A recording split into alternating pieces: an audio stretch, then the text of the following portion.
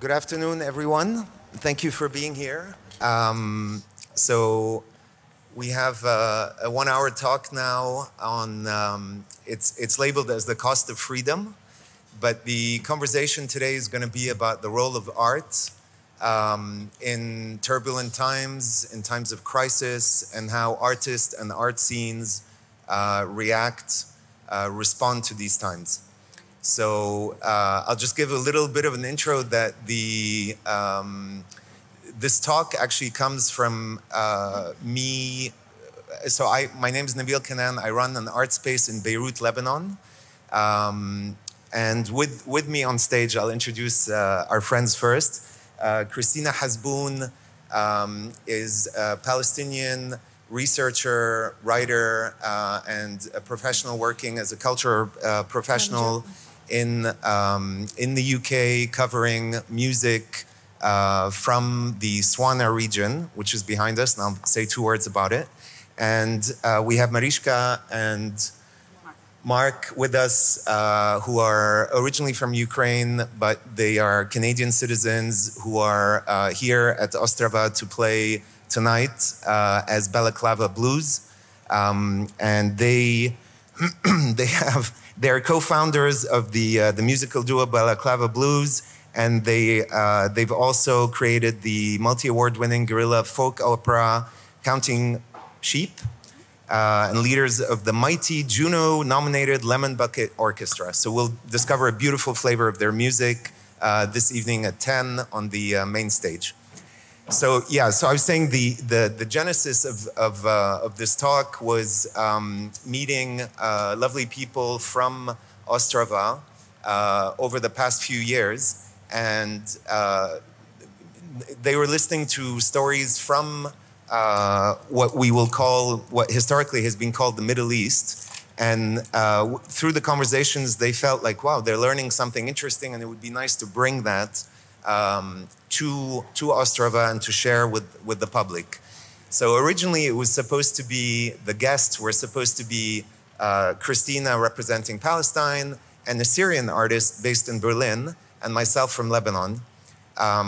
Fortunately and unfortunately, a war started in Ukraine in February, and now we have the opportunity to have our friends with us to also share the situation there.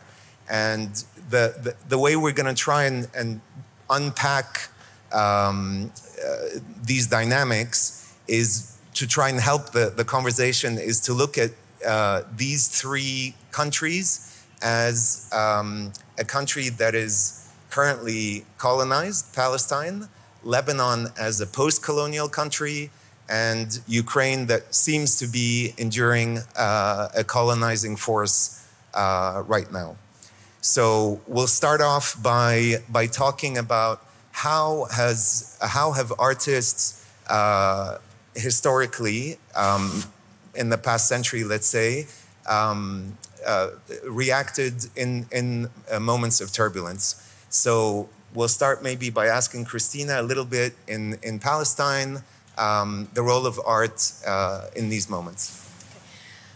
Hello. So just before we hop into Palestine, I'm going to go back to the map and to the term which Nabil had used, MENA, which is used for Middle East and North Asia, and the decolonial term that we're trying to use now after all that's been happening, especially after the murder of George Floyd and the movements that swept the world in 2020, where citizens of the Global South realized that the colonial perspective that was there and the language that goes with it needs to change.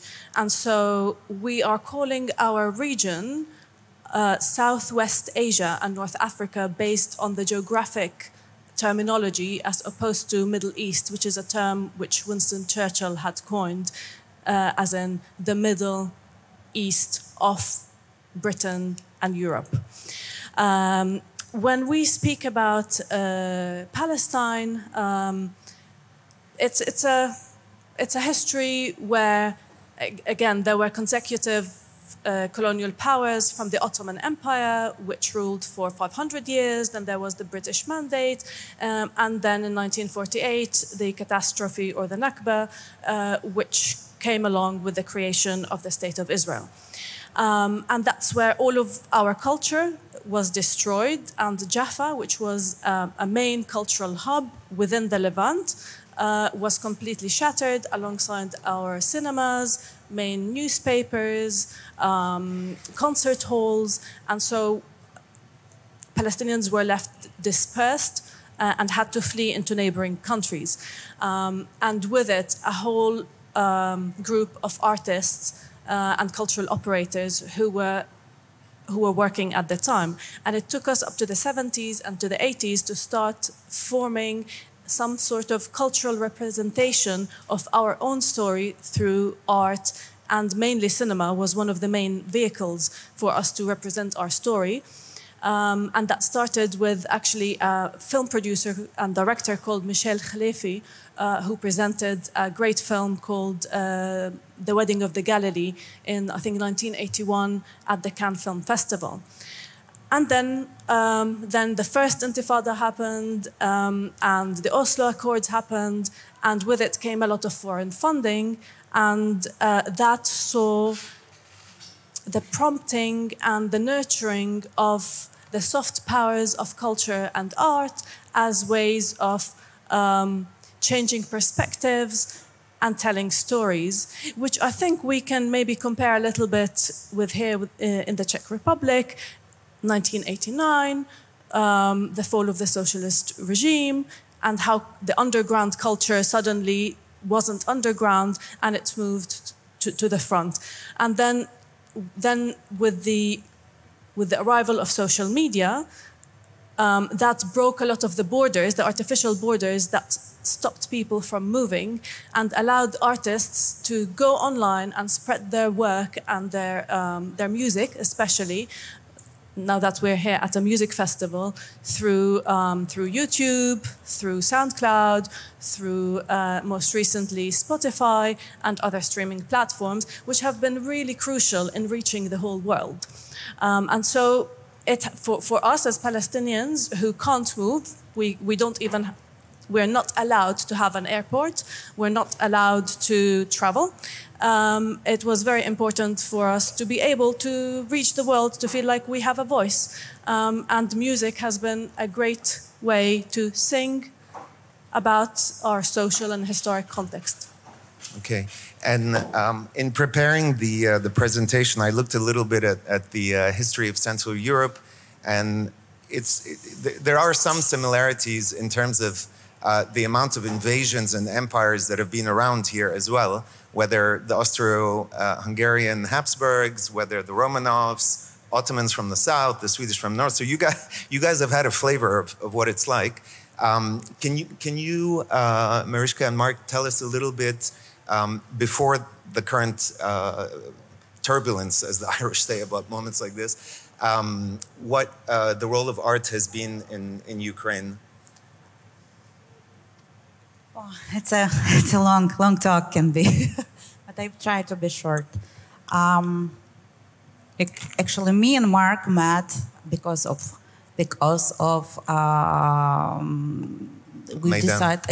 Maidan. We met in 2014, and what we realized that we didn't have like any romantic relationship right when we met, because what we was thinking later, we met only because first young people was killed on Maidan.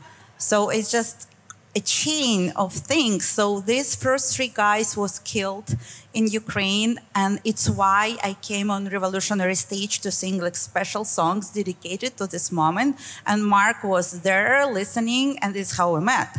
So I think if these three guys was alive, we will never met. So it's a huge responsibility. Like this moment, this is reason why we met, to keep doing what we're doing.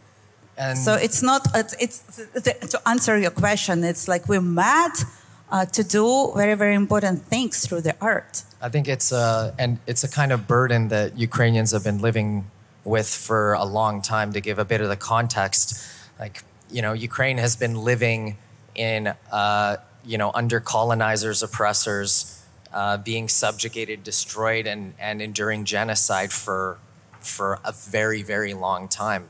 The Holodomor in 1932 and 33 left 10 million Ukrainians dead, 10 million, and very few people know about that. And that was the context for the building of the Soviet Union that continued to subjugate the people of Ukraine. Part of that genocide, interestingly enough, was also the execution of Kobzari, which were the folk bards, the singer-songwriters of the day that would carry the history forward to the people in a way that inspired them and made them proud of their history. So right away, right from the beginning, the Russian Empire knew that that was the key towards keeping the people, you know, at a certain level. And throughout the years later, there was a whole lot of, let's say, fake culture. We talked about a little backstage about propaganda that was disguised as Ukrainian culture, that came into everyday Ukrainian life and started to color the way that Ukrainians identified themselves. Once the Soviet Union fell and there started to be a little bit of access to some ideas from the West, not necessarily Western culture, but ideas of freedom and expression and the fact that your cultural roots are actually valuable, Ukrainians started to look back into that. And ultimately that led into a crisis of identity that resulted in the Orange Revolution. The first Orange Revolution, where democracy was demanded. That again came back and was squashed out by the Russian state. And again, the people rose up and we had the Revolution of Dignity where we met. All of these things, the reason I sort of give that context is because at the heart of everything is identity. And even right now, the invasion was based on, I mean, some of the first things that Putin and his state had said publicly was that Ukrainian people don't have a right to exist. They do not exist. There is no identity there except for the little brother of us. So this is a big thing that we decided when we met, and that after it, you know, enduring and then understanding the burden of lost life, that was the center and the very heart of the love that we share.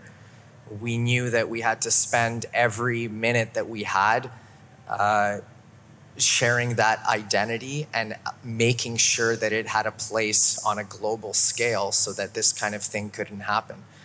And that continues to be the work that we do. And you see that in different forms of the arts, in literature, in cinema, this quest to put or to question or you know, explore the dynamics of identity. Do you see that across the arts? Yeah, especially now. It's like huge wave of people just start to speak Ukrainian because it was Russian everywhere in Ukraine. But now, bunch of people, 90%, even like of my friends, Russian-speaking friends, start to use only Ukrainian in the family. And this is a hard thing. It's not easy.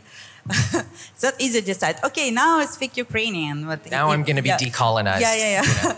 It's not easy. It's a hard work to just keep it. Okay, at home, like with my kids and parents, I will keep to speak Ukrainian. It's like because of habits, and it's not easy, but it's very, very possible. It just takes time. There's for the first time, I think, in our history, and of course there's positive and negative things, but for the first time, I think people really understand the value of cultural identity and how important that is to start it at a very young age, to have it everywhere across the world. And I think that's one of the reasons that we've seen so much of, you know, for lack of a better way of saying it, like flag waving globally around to sort of get this piece of identity out. And we have, you know, a president, again, for better or worse, all of the ways that it's being handled, somebody who understands the value of cultural identity, taking the time to speak at the Grammys, probably the biggest,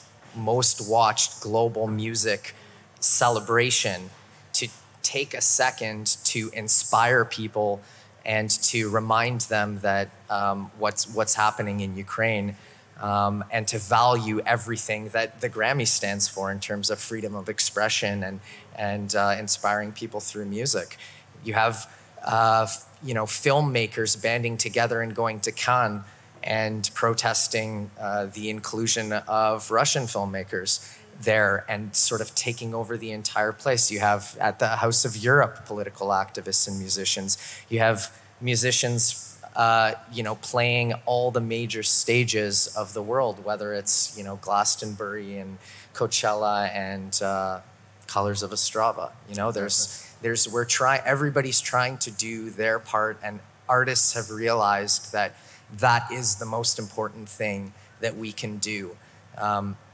Some people wield the weapons, and unfortunately, lots of people have to do that even despite their training or despite their better intentions. Marichka's brother, for example, is currently fighting on the front, and he's a beekeeper.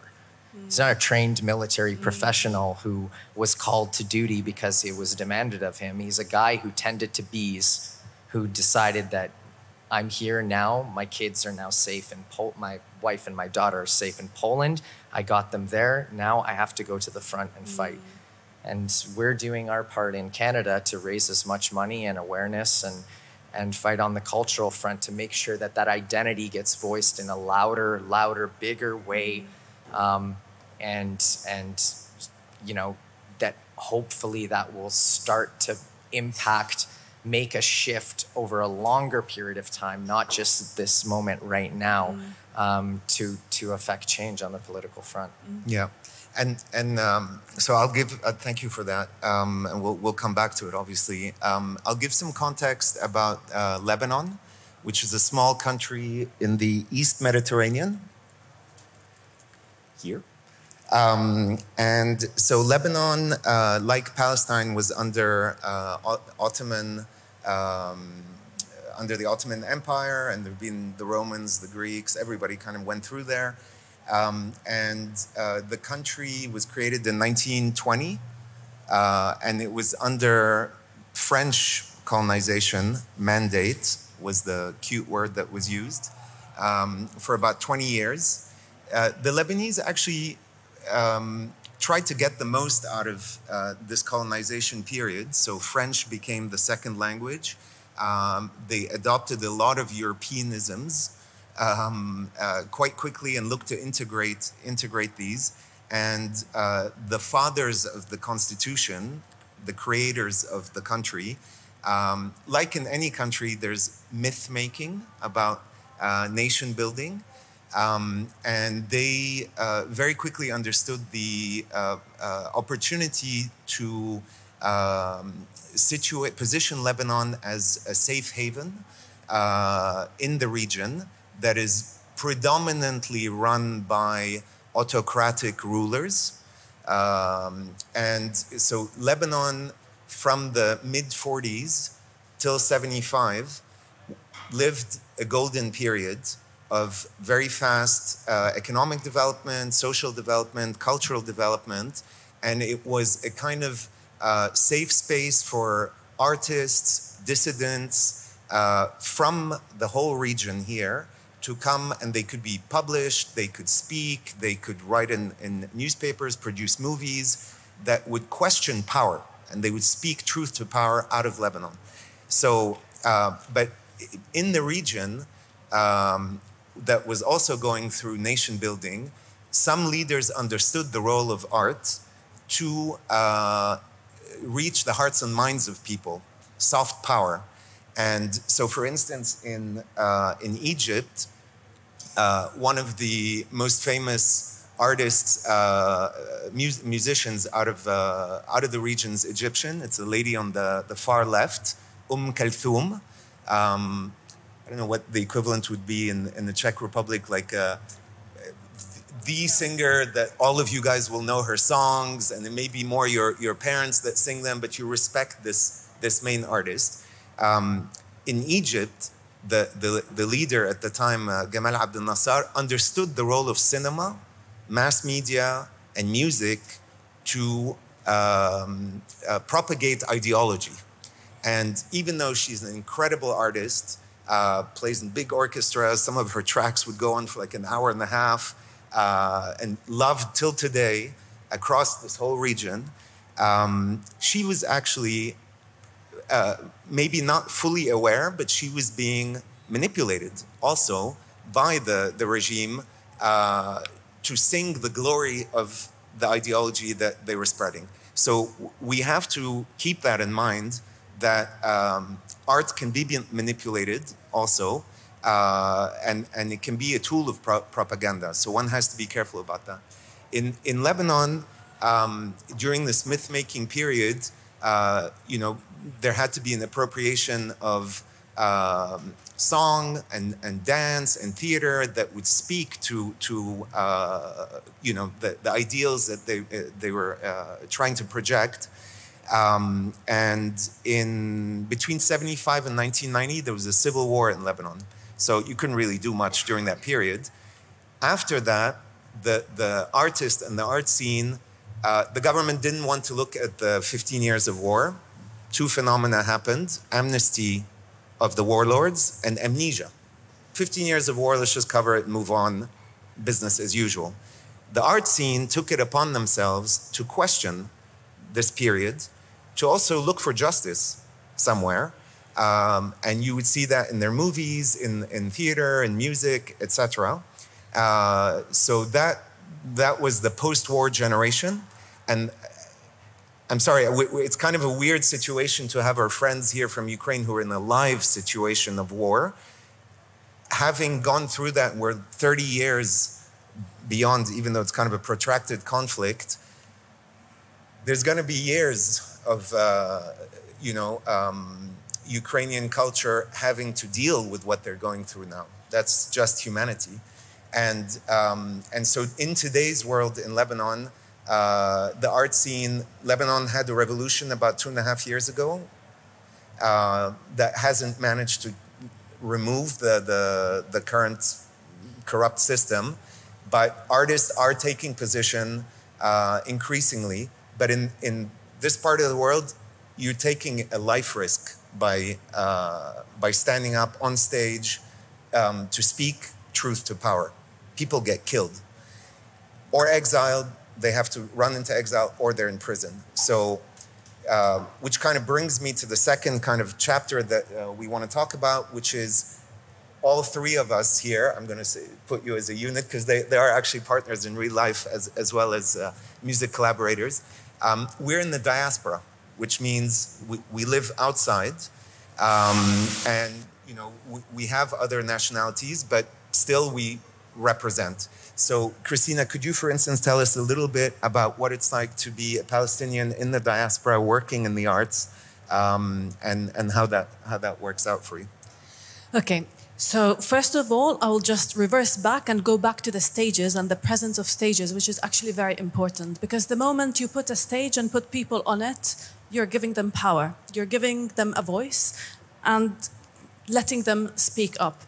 In Palestine, we don't have many of those stages, and we can't really speak up. So what we saw, for example, last year in 2021, during what we called the May Uprising, which was the first time since 1932 that Palestinians across all of what we call historic Palestine, which is in the global north terminology called West Bank, Gaza, and Israel, all of them went to the streets. And this is where artists played a huge role, because there were no stages for us to go on. We went into the streets. So it was about taking to the streets, singing in the spaces, and making yourself present just by being there and standing there. You could be shot at, you could be killed. There were artists who were actually shot with gas bombs, tear gas, there were even sound bombs, and we could actually see the politics of sound and music unfold on the streets, where Palestinians in Haifa, in Jaké, in Lid, in Jerusalem, took to the streets to sing, to clap, to drum, and to use loudspeakers, and it was on the streets. There were no stages. So then those who were in the diaspora obviously had a different role. How do we get Palestinian artists from the global south onto stages? How do we make our music heard? There's different ways. There's by trying to get artists, and not just Palestinian, I mean the whole Southwest Asia and North Africa doesn't have enough artists or enough developed music industries to be represented in the global north to reach wider audiences. So this is where we work on streaming platforms, and trying to do performances on the ground with people who have left or who had to flee and who were allowed to leave those spaces, where some left in 48, some left later, and then there's all of these different generations, which is, I think, something that we spoke about, the different generations who left at different stages, and then each one of them perceived their culture. Some look into our folk roots and the songs that were sung by our women 100 years ago that were not documented because our culture was not documented enough, and that still needs to be researched and written. And then also that blending of taking in the influences that are around us and taking in like rap.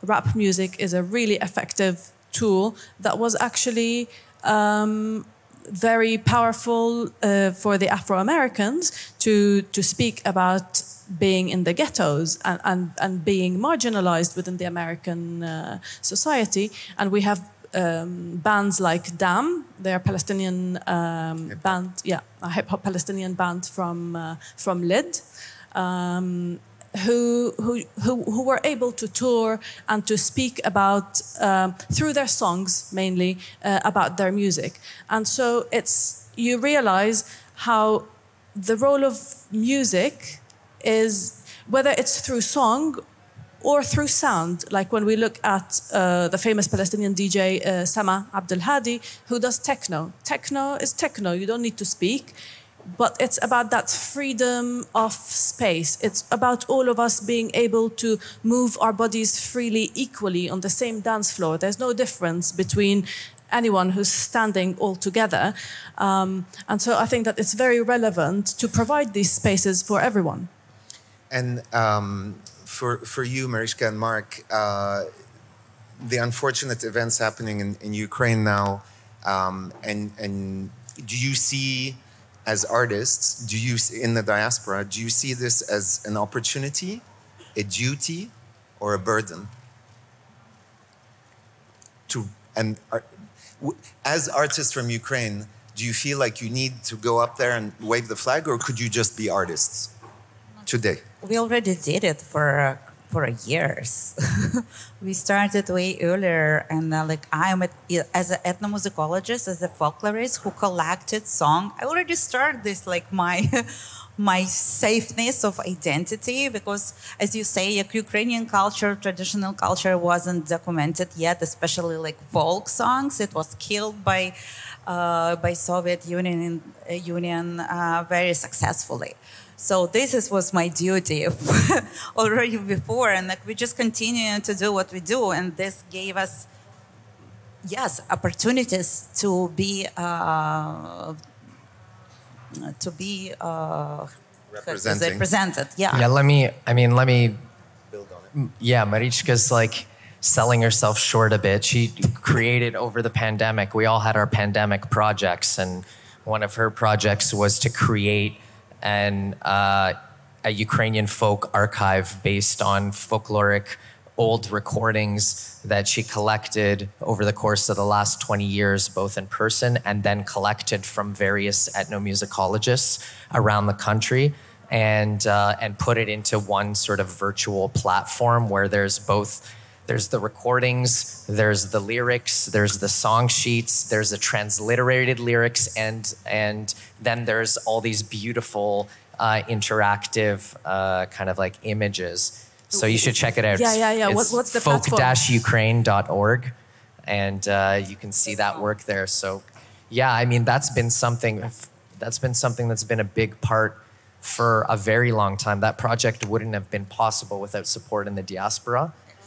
And then we've continued to do that.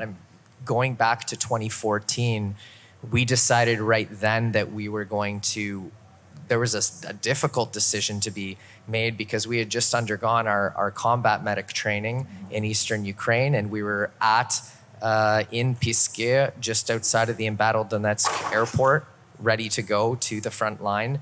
And as it so happened, we sung a song that was hundreds of years old from that region that was being said that it's Russian in Ukrainian.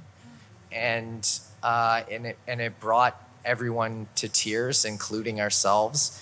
And our commander kind of took us aside and said, listen, there's a reason that we're fighting here. And that reason is in your voices. So you hold not only the tradition of 1,000 years of culture that's being destroyed, but you hold our history and our story.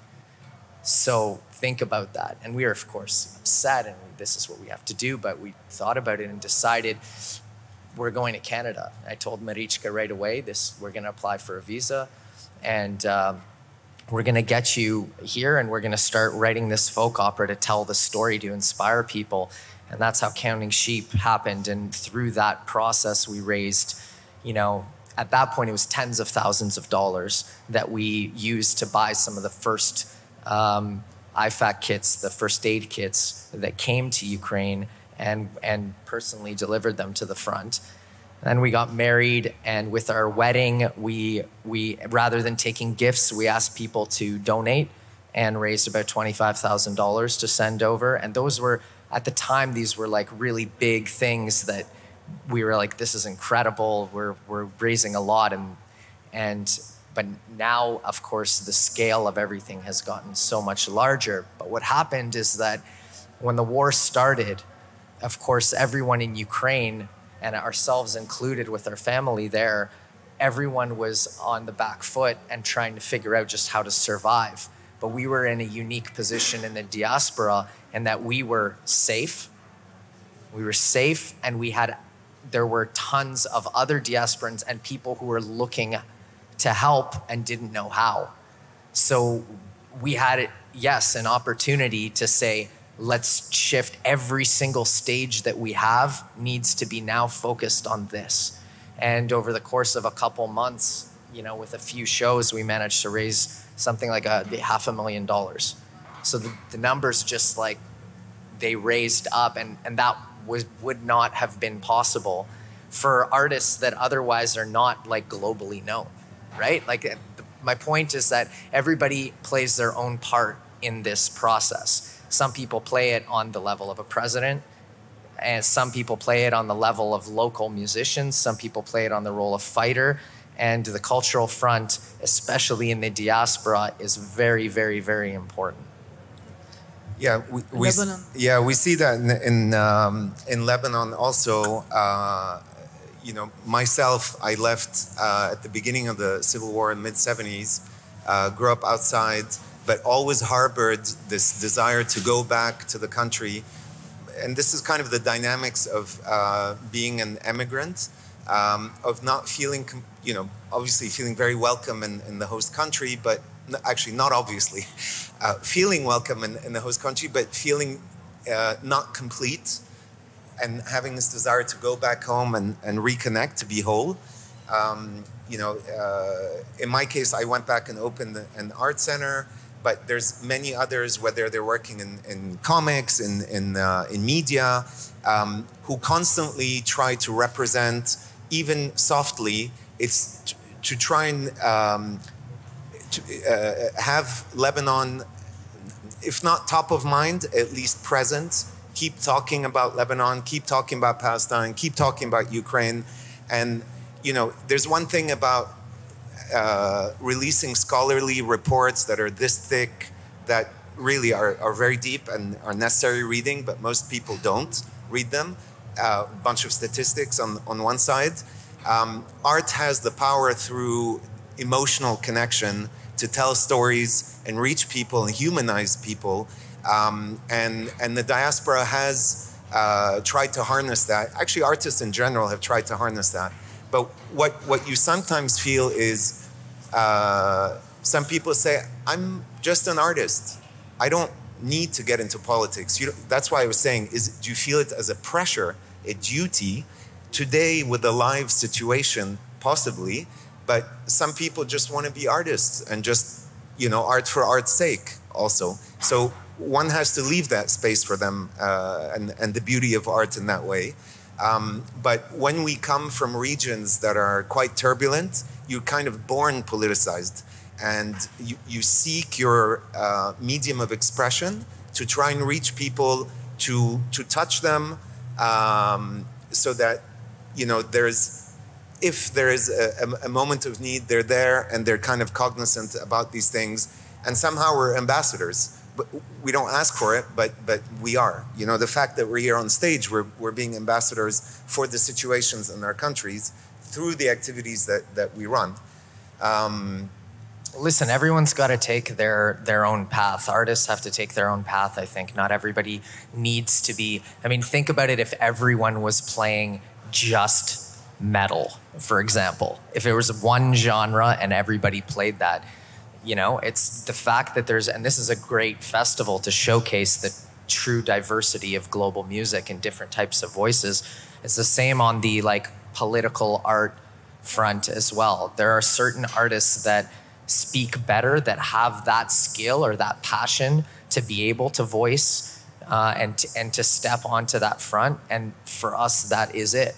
That's something that we want to be doing. And so it never felt like a burden. It was more of a burden to carry the weight of the deaths of all the people that we're carrying in the songs and in the message that we spread. That's the burden, to carry that onto stage, but to take that space and say, this is how we want to use a platform that's been given us, whether it's a mailbox or the main stage at Colors of Ostrava, that's an easy decision for us. And I think in our case, and for Ukrainian artists, there's a lot of Ukrainian artists who are stepping up to that too on every single level. I see friends of mine who got in a van and started to go around Europe.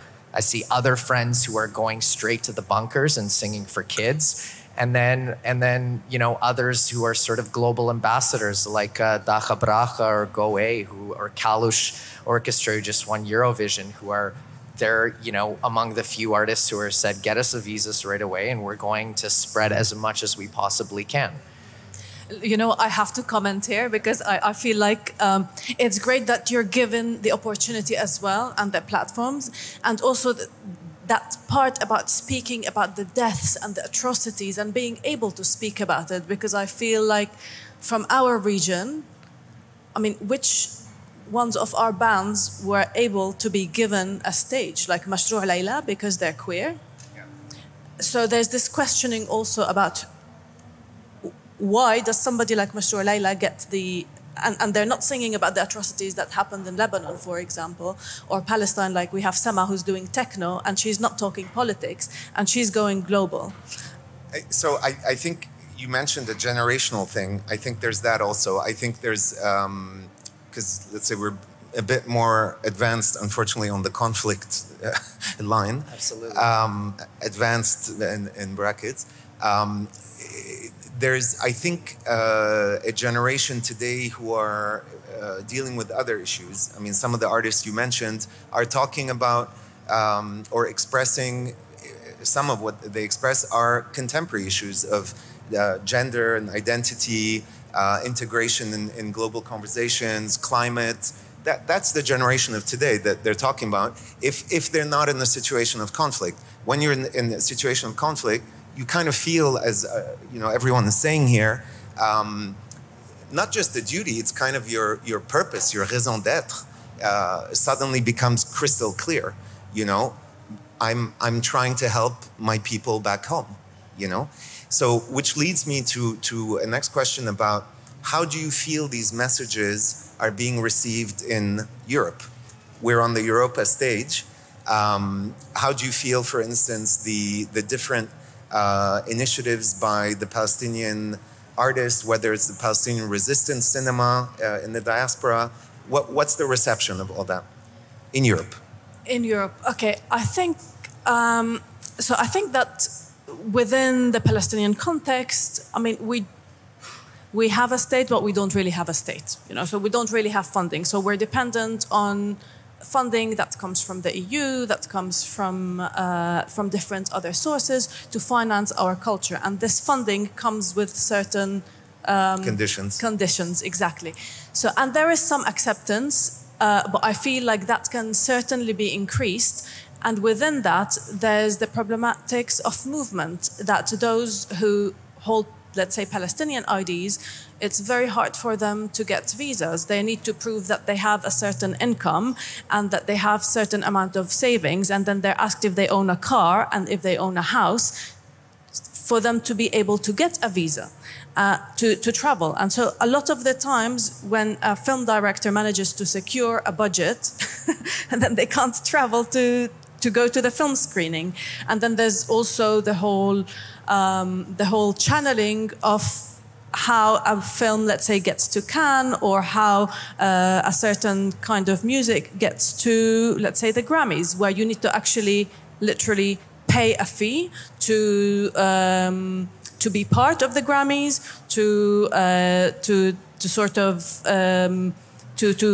to take part in it. And so there's a lot of questions around how these, how you can get us from the global south who don't have as much funding and also still need more work to to circulate in a more free world. And I mean, Ukraine is so live and it's so dramatic right now. It's nearly an obvious question. How is Europe receiving the message? With open arms, right? Or? How Europe receiving which message? I mean, the Ukrainian situation is kind of clear. Like if I asked you, is Europe receptive to all the work the art scene is doing in music to represent Ukraine? You are playing all around Europe now. Mostly. Right now, yes.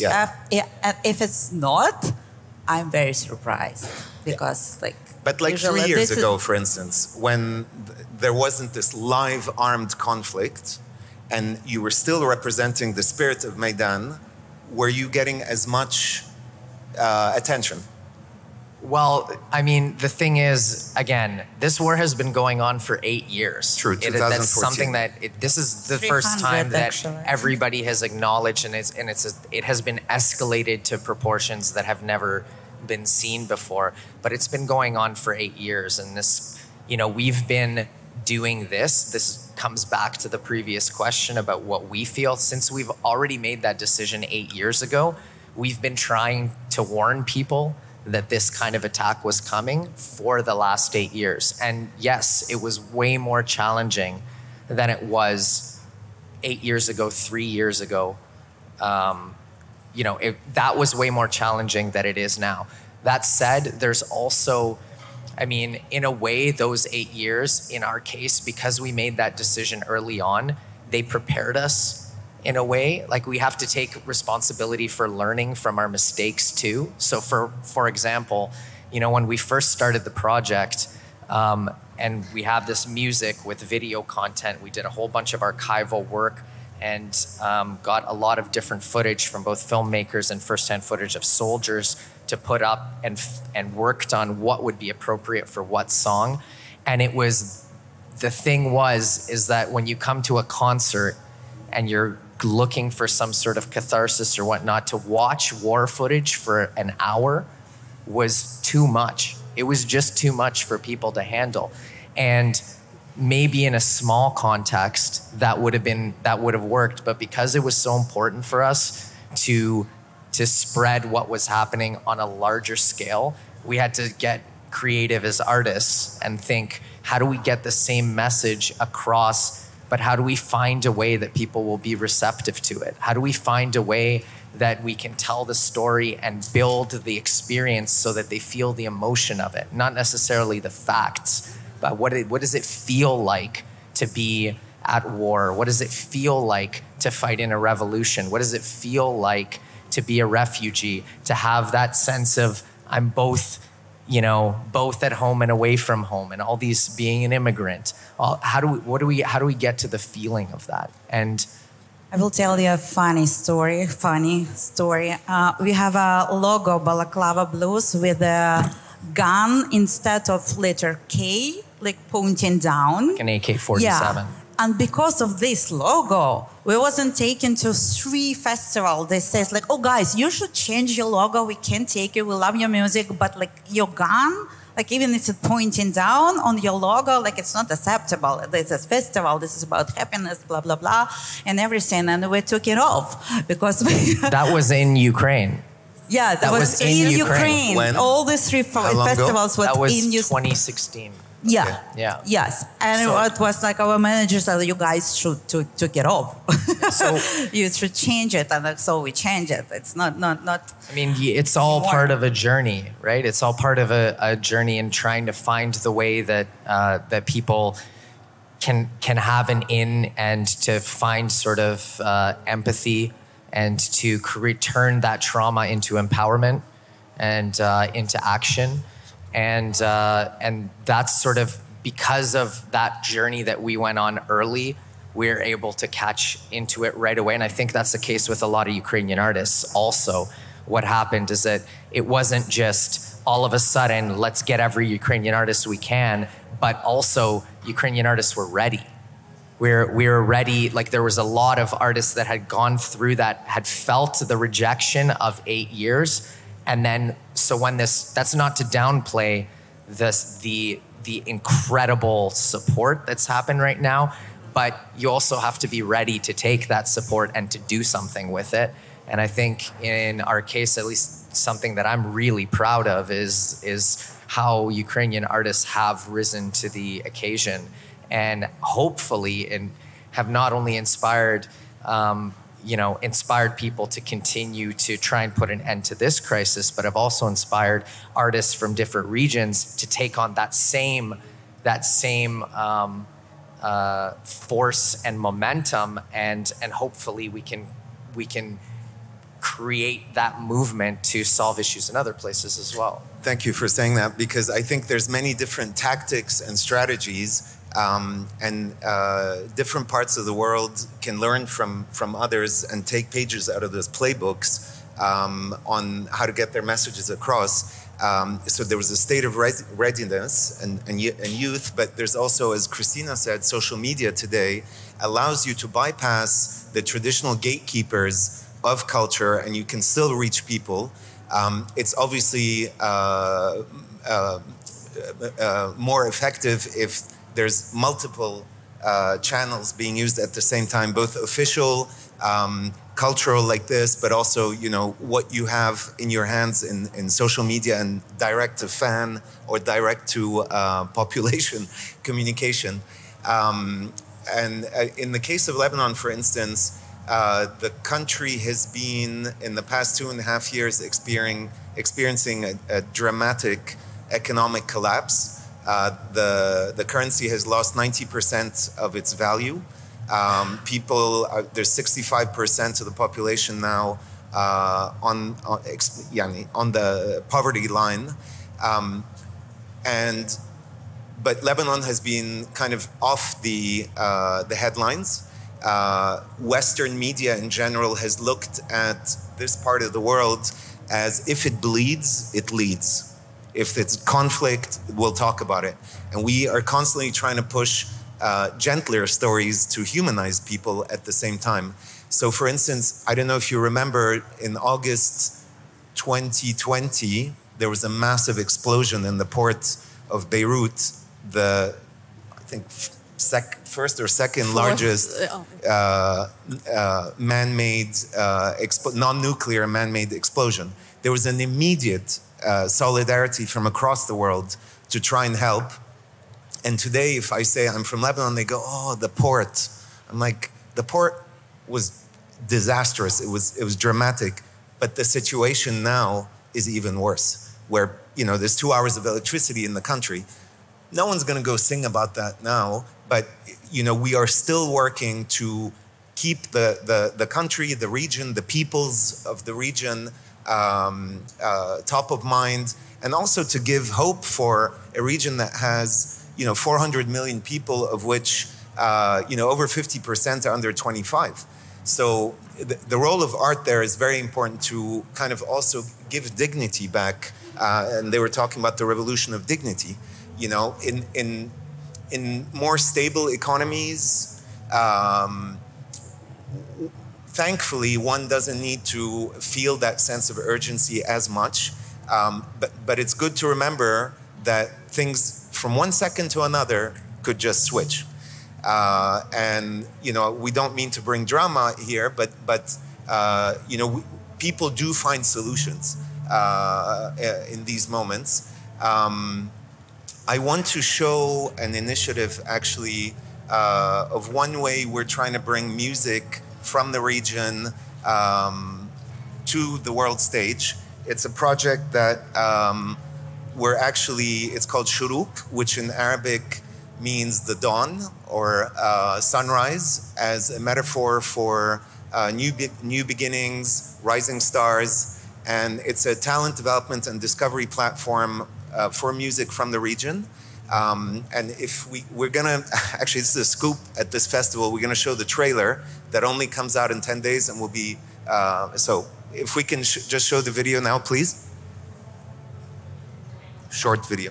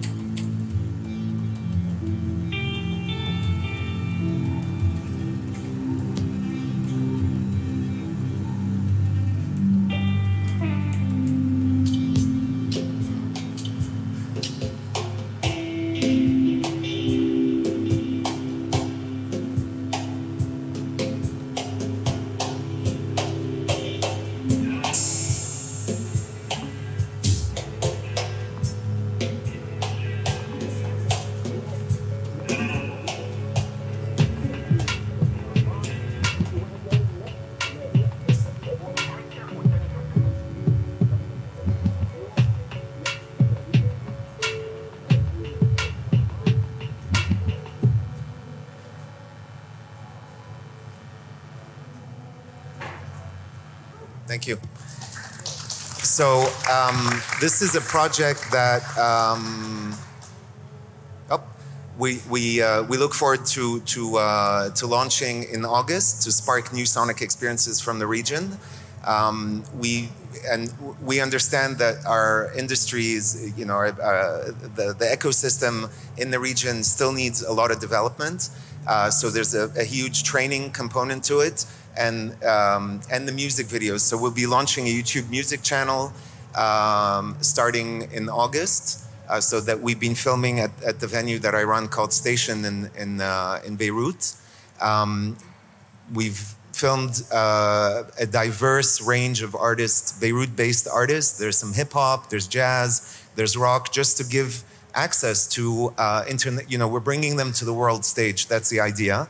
The first season is going to be Beirut-based artists, but the idea is that we continue filming from around the region and its diasporas, so that music fans like you guys can discover talent from the region. So we're already up with our soft launch. It's called Shuruk Music, if you want to check it out. And that comes on, so subscribe, follow, love, share, do all that beautiful stuff. And that's one way we're trying to, through the arts, also move away from the unfortunate images, at least in our regions, where you know, you see more beards, bombs, and burqa than you see culture and soft power. I was going to joke and say one of our best ambassadors historically has been our food, whether it's hummus or shawarma, things like that you guys probably know.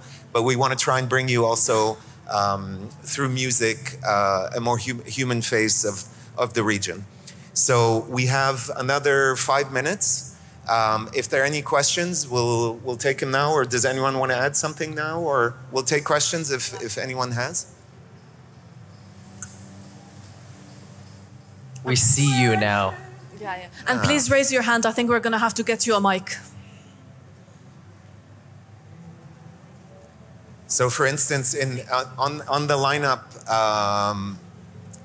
we hope in the years that come that we'll be able to continue the wonderful kind of relationship that we're building with Colors of Ostrava, and that we'll be able to either us or others from the region to bring you some of this flavor, music flavor live, and we're extremely happy, obviously, that. Balaclava Blues, and Alina is also playing, I think, today. I believe. I think she's on another Ukrainian artist. Yeah. So if you have any questions about the role of art, role of music, the region, please.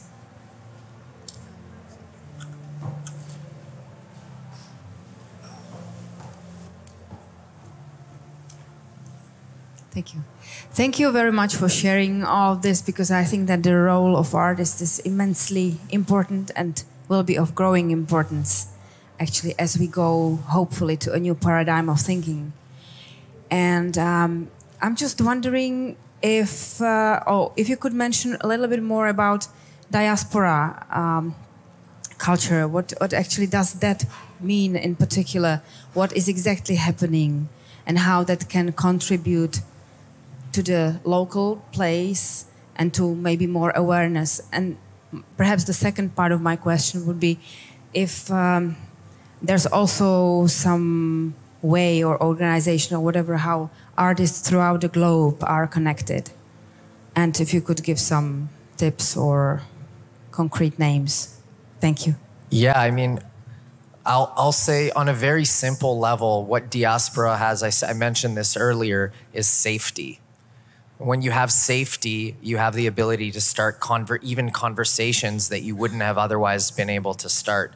That's a really big, that's a very, very big thing. So, diaspora traditionally for Ukrainians, like still dating back to, the Second World War, I'm a third generation Ukrainian. That means that my parents were I was born in Canada, my parents were born in Canada, and it was my grandparents who left similarly to the way that people are leaving now, on foot, fleeing the front across Europe before they were, picked up and brought to Canada and started a new life there. And what's interesting is that all the hundreds of thousands of Ukrainians that were part of that wave, a lot of what they maintained was the culture that was starting to get destroyed by the Soviet Union in the wake of the Second World War.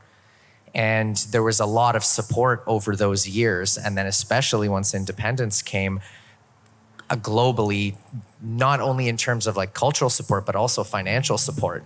And one of the biggest reasons for that is because when you start to live in a, let's say, more or less healthy or more healthy country than a place that is scarred with conflict, you start to have conversations with people from all across the world. You start to understand different types of conflict, and you start working together. You start to, if you want to use a sort of pejorative term, a negative term, assimilate. But the beautiful way of saying that is that you open yourself to the opportunity of the many cultures of the world, and you start to become an open and caring person and understand that we're all in this together, And so that's the biggest thing for me, that is the most important thing of diasporas. It's not only to draw attention to yourself and to your country, but also to give back to the world this sense of the greater sense of what it is that we're doing when we're trying to help any one place or any one conflict. It's to create, a kind of, not equality, but a kind of equity in the world. So that's the big thing for me. And that's what we're doing as Ukrainians. And I hope that in future, when this conflict ends, when the war ends, and when the regime topples and we're living in a new history, that we'll be able to rebuild the country and then offer the support that we never got.